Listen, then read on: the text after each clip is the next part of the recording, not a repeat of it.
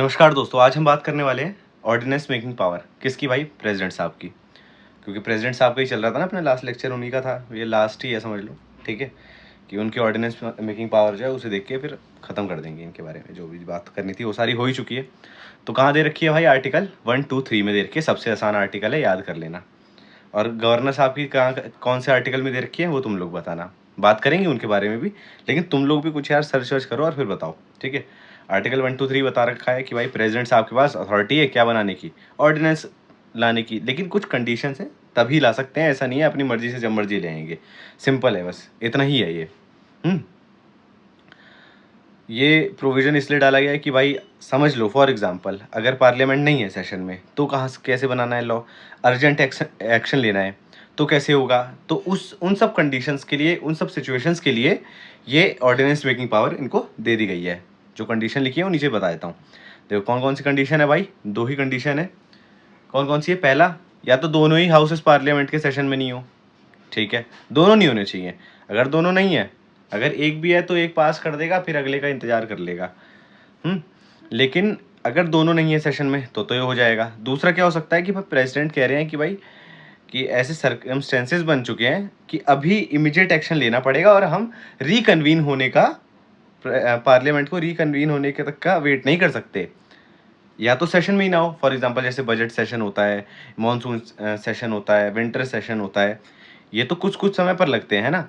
या ये हो सकता है दूसरा वाला जो है कंडीशन, तो उसमें ये है कि फॉर एग्जांपल सोचो कि आज पार्लियामेंट का बजट सेशन शुरू हो गया है और अभी कुछ समय के लिए एडजर्न कर दिया गया है। जब एडजर्न कर दिया गया है तो, और उस बीच में कोई ऐसी सिचुएशन आ गई जिसमें प्रेसिडेंट साहब को ये कुछ नेसेसरी एक्शन लेने पड़ गए ऑर्डिनेंस को लाने के लिए, तो ले आ सकते हैं। बस इतनी सी बात है, और कुछ नहीं है इसके अंदर। नेचर क्या है भाई? लेजिस्लेटिव नेचर है। पता ही चल रहा है कि भाई लॉ मेकिंग पावर है एक तरीके से, एग्जीक्यूटिव पावर नहीं है। याद रख लेना, क्या ये एग्जीक्यूटिव पावर है? नहीं भाई, ये लॉ मेकिंग पावर है, लेजिस्लेटिव वन है। कहाँ पर, कौन से केस में बता दिया गया था? Venkata Reddy versus state of Andhra Pradesh 1985 का है। दूसरा K Nagaraj versus state of Andhra Pradesh 1985 का केस है ये भी। कि भाई इनका जो फोर्स है ना, इनका मतलब इनका जो इफेक्ट रहेगा वो जैसे पार्लियामेंट के एक्ट का होता है, सेम उसी तरीके से ऑर्डिनेंस का भी इफेक्ट रहेगा। को एक्सटेंसिव विद पार्लियामेंट्री पावर। ठीक है भाई, समझ आ ही रहा है इससे कि प्रेसिडेंट की ऑर्डिनेंस मेकिंग पावर जो है ना ही कम है ना ही ज़्यादा है, वो सेम है पार्लियामेंट की लेजिस्लेटिव अथॉरिटी की। ठीक है, समझे? ना ही कम है ऑर्डिनेंस। ऑर्डिनेंस अगर आया है तो ऐसा नहीं है कि भाई जो पार्लियामेंट लॉ पास करेगी वो बड़ा हो गया। नहीं भाई, ऐसा कुछ भी नहीं है। ऑर्डिनेंस जो पास हुआ है वो सेम इक्वल अपनी औकात रखता है। किसके? पार्लियामेंट की, पार्लियामेंट के द्वारा बनाए गए हुए लॉ के। टेम्परेरी होता है, ये तो पता ही है। क्यों होता है भाई? क्योंकि कुछ ऐसी कंडीशंस अराइज हो गई थी जिस वजह से ही लाना पड़ गया। बस इतनी सी बात है। टेम्परेरी नेचर में क्यों? ऑर्डिनेंस परमानेंट नहीं होता, पहली बात तो ये। और 6 weeks from the reassembly of parliament तभी तक रहता है ये। या तो पहले अप्रूव हो जाए, नहीं तो मैक्सिमम कितना चलेगा? 6 weeks of reassembly of parliament. आज बैठी, अब से 6 वीक के अंदर इसे पास होना होगा। तो मैक्सिमम ड्यूरेशन कितनी हो सकती है किसी ऑर्डिनेंस की? मैं अब समझाता हूँ कितनी हो सकती है। देखो सुनना कि हमारे संविधान में दे रखा है कि 2 सेशन के बीच में मैक्सिमम गैप 6 महीने से ज़्यादा नहीं होना चाहिए। तो मैक्सिमम गैप कितना मान लेते? 6 महीना। और इसका कितना है मैक्सिमम? 6 वीक। तो एक तरीके से 7.5 महीना ये जा सकता है। ठीक है, समझे ना? कैसे 7.5 महीना? एक तो पूरा हमने सेशन के बीच का गैप ले लिया, दूसरा इस पूरा गैप ले लिया कि भाई ये कब तक एक्सपायर हो पाएगा। बस इतना ही है। या तो डिसअप्रूव हो जाए, या तो एक्सपायर हो जाए इतने समय के अंदर, या तो विड्रॉ कर लिया जाए प्रेसिडेंट के द्वारा बिफोर 6 वीक पीरियड, है ना। नहीं तो फिर तो एक्सपायरी हो गया ना अगर 6 वीक पीरियड निकल गया तो। और रोल क्या है काउंसिल ऑफ मिनिस्टर का? भले प्रेसिडेंट के पास है, लेकिन कैसे करते हैं वो काम भाई? Aid and advice of council of minister. ठीक है, ठीक है, समझ तो आया ही होगा तुम लोगों को। पर्पस क्या है भाई? वही एक्स्ट्रा ऑर्डिनरी प्रोविजन है कि भाई अनफोर्सिन या फिर अर्जेंट सिचुएशन हो गई है कुछ, तो इमीडिएटिव लेजिस्लेशन लाना है, तो उन सब मायने में ही लाया जाता है। कॉन्स्टिट्यूशन सेफगार्ड देख लेते हैं और पार्लियामेंट्री कंट्रोल देख लेते हैं। To prevent misuse of this power constitution ने कुछ चेक्स लगा रखे हैं अब, क्योंकि भारत में जो संविधान है वो चेक्स एंड बैलेंसेस भी चलता है, इसलिए देखा ही होगा तुम लोगों ने। बताना कौन कौन से आर्टिकल्स हैं जो इन चीज़ों को बढ़ावा देते हैं, जैसे चेक्स और बैलेंसेस को, ठीक है। पहला है भाई रिक्वायरमेंट टू ले बिफोर पार्लियामेंट, कि अगर ऑर्डिनेंस आया है तो भले ही उसे प्रेसिडेंट साहब ने किया है, बनाया है, ठीक है भाई, वो अपनी बात है, लेकिन इसे पार्लियामेंट के आगे रखना पड़ेगा और इसे पास कराना पड़ेगा, तभी ये एक परमानेंट लॉ बन पाएगा, नहीं तो भाई ये टेम्पररी होकर मर जाएगा कुछ समय बाद।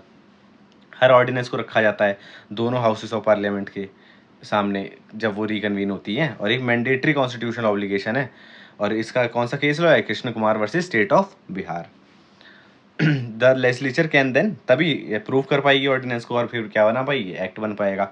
ऑर्डिनेंस एक्ट होता है नहीं भाई, ऑर्डिनेंस है, जैसे धोनी धोनी है, ऑर्डिनेंस है, एक्ट एक्ट है। ऑर्डिनेंस प्रेसिडेंट साहब ने लाया है, लेकिन अब ये पार्लियामेंट के सामने जाएगा, वहां से अप्रूव होगा, फिर प्रेसिडेंट साहब के पास जाएगा, वो साइन कर देंगे, बन जाएगा एक्ट। बस इतना ही है इसके अंदर। या तो डिसअप्रूव हो जाए जिससे कि लैप्स हो जाएगा, या फिर ये decide whether to enact a permanent law incorporating the ordinance provision with और विदाउट अमेंडमेंट।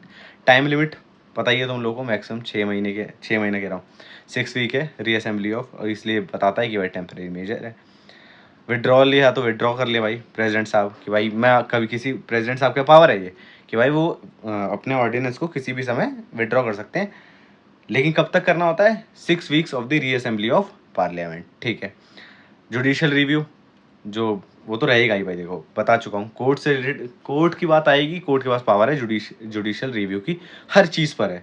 अगर कोई बोले ना कि इस चीज़ पे नहीं है, तो समझ जाना कि जब तक तुम्हें एकदम ही एक्सप्लिसिटली ना पता हो, जैसे कि डीलिमिटेशन कमीशन के बारे में होता है कि भाई इसमें जुडिशियल रिव्यू नहीं लग पाएगा, तो ऐसी चीज़ों के बारे में अब देख लेते हैं। Judicial review of ordinance making power, तो जुडिशियल रिव्यू हर जगह रहता ही है, 99% केसेस में रहता है, 1% केस होते हैं जहाँ पर नहीं रहता, उसमें भी जुडिशरी कुछ नया लूपहोल ढूंढ ही लेती है कि भाई ये है, ये सीन है, ऐसा है। जुडिशरी प्ले करती है बहुत ज़्यादा इंपॉर्टेंट रोल भाई, तभी तो चेक्स और बैलेंस रहेगा, तभी तो ऐसा रहेगा। ऐसा तो नहीं हो जा रहा कहीं आगे चल के कि प्रेसिडेंट साहब मिस यूज़ करने लगे या अब्यूज़ करने लगे अपनी पावर को। तो कुछ जुडिशियल प्रेसिडेंट हैं वो सारे देख लेते हैं। इससे क्या पता चल रहा है कि भाई चाहे कुछ भी हो, ऑर्डिनेंस है, लेकिन ऐसा नहीं है कि उसके ऊपर चेक्स और बैलेंसेज नहीं है, या फिर स्क्रूटनी से बच जाएगा जुडिशरी की। बस इतना ही है इसके अंदर खेल। की जुडिशियल प्रेसिडेंट देख लेते हैं। पहला है SKG sugar limited versus state of Bihar. सारे याद करने नहीं भाई, सारे नहीं याद करना, जो उनसे दो अच्छे लग जाए बस उतना। की प्रिंसिपल देख लेते हैं। इसके अंदर क्या है कि गवर्नर का डिसीजन टू प्रोमलगेट ऑर्डिनेंस कौन से बता दिया, खैर यहाँ पर तो आर्टिकल 213, और प्रेसिडेंट साहब का 123 सेम ही आर्टिकल है, देख रहे हो, ये 123 है प्रेसिडेंट साहब का, गवर्नर साहब का क्या है 213, बस 2 आगे चला गया है ना, 123 में 2 बीच में था, अब गवर्नर साहब के केस में क्या हो गया है 213 हो गया है। तो क्या है, सब्जेक्टिव सेटिस्फेक्शन होनी चाहिए, ठीक है। जो courts can not review the adequacy और sufficiency of the reason behind it. बस इतनी सी बात कही गई है इसके अंदर। बाकी केस लो तुम खुद भी समझ सकते हो, सब कुछ पढ़ाने वाला नहीं है, लेकिन हाँ एक दो जो इंपॉर्टेंट है बहुत ज़्यादा। एक लेटेस्ट वाला पढ़ लेते हैं, ये वाला DC वाधवा वर्सेस, हाँ ये वाला, ये DC वाधवा वाला, फिर कृष्ण कुमार वाला भी थोड़ा इंपॉर्टेंट हो जाएगा। DC वाधवा में क्या था कि भाई की इशू क्या था, पहले तो ये देख लेते हैं। 1986 का केस है, इसमें एड्रेस किया जाता है रीप्रोमलगेट कितनी बार हो सकती है ऑर्डिनेंस, है ना, without laying them before the legislature. की प्रिंसिपल क्या है कि भाई रिपीटेड रिप्रोमलगेशन विदाउट लेजिस्लेटिव अप्रूवल जो है अनकॉन्स्टिट्यूशनल है। ऐसा नहीं हो सकता ना कि भाई 7.5 महीना निकल गया, अब फिर से उसी ऑर्डिनेंस को फिर से पारित कर दिया, फिर से पारित कर दिया, और फिर से रिपीट करते रहे इसी प्रोसेस को। ऐसे तो 7.5 महीने कर करके ये लोग कितनी बार भी कर लेंगे, ऐसे तो पार्लियामेंट आएगी नहीं। तो ये हो जाता है कि कलरेबल एक्सरसाइज ऑफ पावर हो जा रहा है। जैसे कलरेबल लेजिस्लेशन होता है ना, डॉक्ट्रिन है, डॉक्ट्रिन ऑफ कलरेबल लेजिस्लेशन, वैसे सेम है कि कलरेबल एक्सरसाइज ऑफ पावर। तो कोर्ट जो है डिस्क्राइब करती है इस प्रैक्टिस को एंटी डेमोक्रेटिव या फिर fraud on the constitution. Explanation क्या है कि भाई कोर्ट रूल करती है कि ऑर्डिनेंस मेकिंग पावर जो है काफ़ी इमरजेंसी प्रोविजन है, कोई टूल नहीं है कि भाई लेजिस्लेचर को बाईपास कर दो आप, बस इतनी सी बात है। और ये ऐसा नहीं हो सकता कोई ऑर्डिनेंस की वो इंडेफिनेटली रिप्रोमलगेट होता रहे बिना पार्लियामेंट का अप्रूवल लिए। बस यहाँ पर है फिर Krishna Kumar versus state of Bihar, 2017 का केस है। इसमें क्या है कि रीप्रोमलगेशन ऑफ ऑर्डिनेंस जो है कॉन्स्टिट्यूट करता है फ्रॉड ऑन दी कॉन्स्टिट्यूशन। वही जो ऊपर वाली बात कही अपन ने कि requirement to lay ordinance before the legislature is mandatory, पता ही है, वही ऊपर वाले DC वादा वाले केस में भी यही हुआ है। तो बस इतना ही है, एक्सप्लेनेशन में देख लेते हैं, खैर पढ़ लेना तुम लोग, ये इसमें कुछ समझाने का नहीं है, तो समझाने का होता तो मैं समझा ही देता। आओ आगे देखते हैं। स्कोप ऑफ जुडिशियल रिव्यू के बारे में बात कर लेते हैं कि भाई नॉट एब्सोल्यूट डिस्क्रिशन, प्रेसिडेंट हो चाहे गवर्नर हो, इनकी सेटिस्फेक्शन चाहिए बस। लेकिन ऐसा नहीं है कि इनकी सेटिस्फेक्शन इम्यून है जुडिशियल रिव्यू से। कोर्ट्स जो है एग्जामिन कर सकती हैं कि भाई ये सेटिस्फेक्शन जो है रेलिवेंट मटेरियल पे है कि नहीं है। कहीं ऐसा तो नहीं है कि ओब्लिक मोटिव हो या फिर कुछ एब्सर्ड सा रीज़न है उसके पीछे। टेस्ट ऑफ वैलिडिटी बता दिया है जुडिशियल रिव्यू में, कुछ टेस्ट लगते हैं कि भाई ये चीज़ें पूरी होनी चाहिए तभी माना जाएगा कि ये ठीक था। ये जुडिशरी अप्लाई करती है इस टेस्ट को कि भाई प्रेसिडेंट का सेटिस्फेक्शन रेलिवेंट मटेरियल पे है कि नहीं है, पहला चेक होना चाहिए। अगर ठीक है तो दूसरे स्टेप पे जाएंगे कि अगर कुछ कंपेलिंग सर्कमस्टेंसेस आए हैं जिससे कि इमीडिएट एक्शन चाहिए और ऑर्डिनेंस लाना पड़ रहा है तो ये भी देखा जाएगा। अगर ये भी चेक है तो क्या ऑर्डिनेंस प्रोमलगेट किए गए थे ऑब्लिक मोटिव या फिर बैड फेथ में, अगर ये रॉन्ग होना चाहिए ना। तो ऐसे ये सारे क्वेश्चंस पे आंसर ढूंढती है जुडिशरी कि अगर इन क्वेश्चन का आंसर मिल गया तो ही क्या ऑर्डिनेंस सही हो सकता है या फिर रॉन्ग हो सकता है, हर सिचुएशन के हिसाब से। लिमिट बता दिया है कि भाई क्या लिमिट है जुडिशियल रिव्यू की। Court will not assess the sufficiency या फिर adequacy of the material relied upon by the president. सिर्फ इतना चेक करेंगे कि भाई if there was no satisfaction at all or if the ordinance was issued for an improper purpose। बस क्या है कॉन्सिक्वेंसेज देख लेते हैं जुडिशियल रिव्यू का। अगर कोर्ट देखती है कि भाई ऑर्डिनेंस को प्रोमलगेट किया गया है बिना किसी कंपेलिंग सर्कमस्टांसिस के या फिर किसी अल्टीरियर मोटिव से, या कुछ एब्सर्ड सा रीज़न है या कुछ उनका अलग ही चल रहा है, पॉलिटिकल मोटिव है, ऐसा कुछ है ना, तो डिक्लेयर कर सकते हैं ऑर्डिनेंस को कि भाई ये अनकॉन्स्टिट्यूशनल है और स्ट्राइक डाउन। क्यों? क्योंकि भाई देखो एक्ट भी अगर कुछ किसी फंडामेंटल राइट को वायलेट करता है या कुछ गलत है उसके अंदर, या फिर ये प्रिंसिपल ऑफ नेचुरल जस्टिस को फॉलो नहीं करता है या कोई और भी रीज़न है, तो उसको भी ऐसे धाराशाही कर सकती है, अनकॉन्स्टिट्यूशनल डिक्लेयर कर सकती है, स्ट्राइक डाउन कर सकती है। वैसे ही सेम ये है, क्योंकि ये भी सेम ही है ना, ऑर्डिनेंस और एक्ट तो सेम के आसपास ही है, मतलब दोनों सेम ही है एक तरीके से। बस इतना रहता है कि ऑर्डिनेंस को भाई प्रेसिडेंट साहब ले आते हैं और एक्ट को पार्लियामेंट ले आती है, और ऑर्डिनेंस भी बाद में चल के एक्ट ही बनता है। या फिर क्या है, इनवैलिडेट कर देता है ऑर्डिनेंस को अगर वायलेट करता है कुछ कॉन्स्टिट्यूशन लिमिटेशन, जैसे फंडामेंटल राइट को वायलेट करना या फिर लेजिस्लेटिव कॉम्पिटेंस को कुछ ऐसा हनन करना, ऐसा कुछ चीज़ें।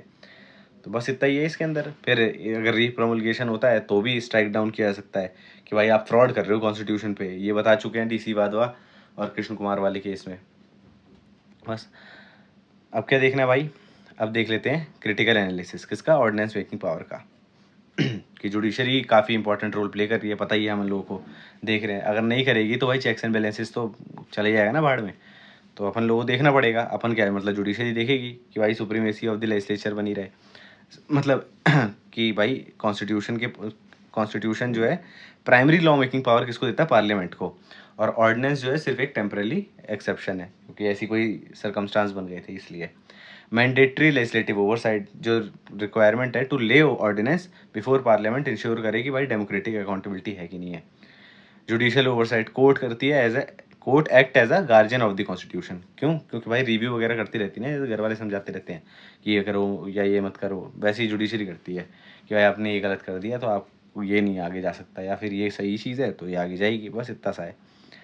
इशू क्या है भाई रीप्रोमulgation के साथ, कि अंडरमाइन करता है डेमोक्रेसी। ऊपर देख ही लिया, कलरेबल एक्सरसाइज ऑफ पावर या फिर फ्रॉड है कॉन्स्टिट्यूशन पे, कृष्ण कुमार वाला केस हो गया, DC वादवा, बाकी वही सेम चीज़ें हैं। फिर है भाई कि balancing executive discretion and accountability. Judiciary ने कहा है कि भाई बैलेंस बनाओ, ठीक है, बिटवीन रिस्पेक्टिंग द एग्जीक्यूटिव का डिस्क्रिशन और ensuring constitutional compliance while the president subjective satisfaction is given deference, it is not absolute. Court intervene कर सकती है अगर भाई एविडेंस कुछ मेलाफाइड इंटेंट हो, ऐसी चीज़ें मिलें तब, बाकी और तो कुछ है नहीं। इतना ही है भाई, ऑर्डिनेंस के बारे में अपन ने सब पढ़ लिया है, ठीक है, और जुडिशरी कैसे चेक रखती है, कैसे क्या चीज़ें हो रही हैं, वो सब भी सारी चीज, मतलब ओवरऑल जितने से क्वेश्चन बनता है वो सारा अपन ने पढ़ लिया है। अगर ऑर्डिनेंस से आएगा कुछ, जैसे अभी दिल्ली में चल रहा है, ऑर्डिनेंस लाई है गवर्नर साहब जो लाए हैं ऑर्डिनेंस को, तो उसको थोड़ा नज़र रखना तुम लोग कि भाई क्या ऑर्डिनेंस है, क्यों लॉयर्स प्रोटेस्ट कर रहे हैं, क्यों स्ट्राइक हुई है, ये सारी चीज़ें। तो तभी पता चलेगा कि भाई न्यूज़ में क्या है और क्या चीज़ें नहीं है न्यूज़ में, और कौन किससे क्वेश्चन बनने की संभावना है। बस इतना ही, ठीक है। चलो, अब क्या करना है, प्रीवियस ईयर क्वेश्चन उठाना है और उसके अंदर इस सारी कंटेंट को उसके अंदर डालने की कोशिश करनी है बस। चलो बाय।